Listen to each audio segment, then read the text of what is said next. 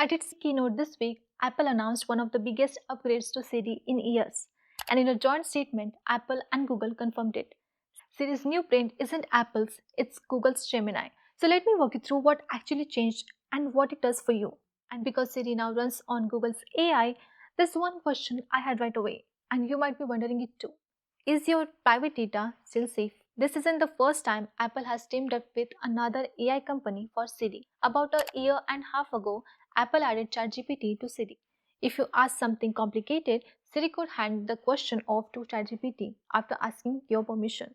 This time, Siri itself got the upgrade. Apple is paying Google around $1 billion a year to use its Gemini model as the new brain behind Siri, a custom version with 1.2 trillion parameters. Think about that for a second.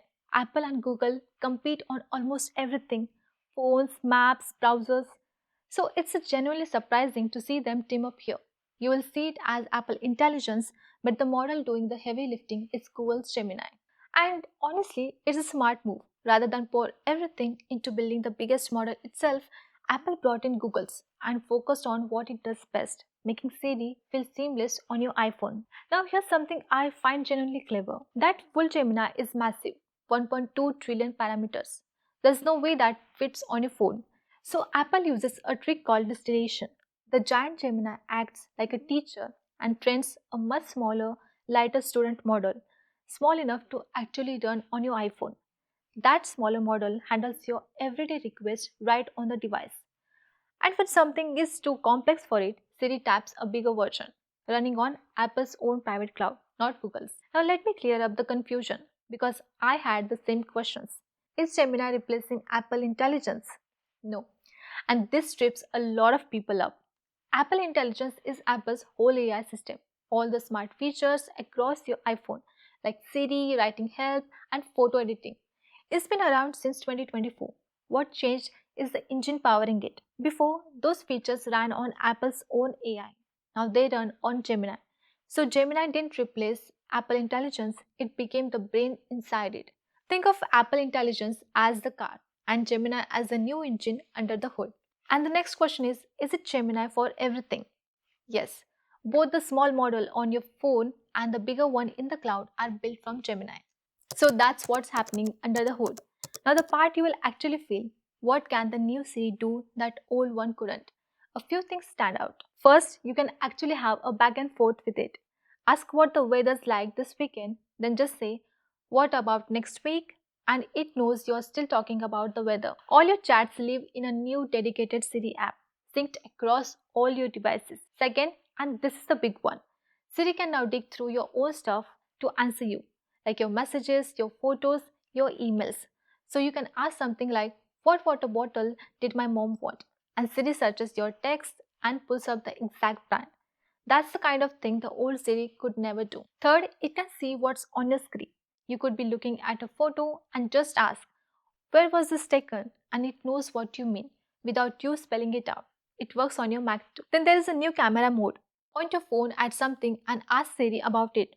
Like point it at a plate of food to get the nutrition info, or scan a bill and split it with friends using Apple Cash. And my favorite, shortcuts. You used to build this by dragging little blocks around, which honestly almost nobody did. Now you just describe what you want in plain words, like text my partner my ETA every time I leave work, and Siri builds it for you. That takes one of the iPhone's most powerful features and makes it something anyone can use. One more nice touch is that Siri gets new, more natural sounding voices, and you can adjust how fast and how expressive it sounds. Now, all that personal stuff like your messages, your photos, that probably raises a flag. If Google's AI is powering Siri, does that mean Google sees everything I ask? Here's a simple version. When you ask Siri something easy like set a timer, send a text, it's handled right on your phone. Nothing leaves the device. But when you ask something harder like summarizing a long email or a question that needs real reasoning and word knowledge, your phone isn't powerful enough to handle that on its own. It needs more muscle. That's where Apple's private cloud compute comes in. Your question gets sent to Apple's own private servers, where that bigger Gemini model lives. It's answered there and sent back to you. And the key part, your data is never stored, and not even Apple can see it. So even for the complex stuff, your information stays inside Apple's world. It's never handed over to Google.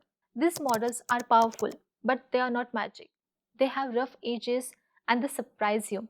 So when Apple shows a flawless Siri demo on stage, I'm excited.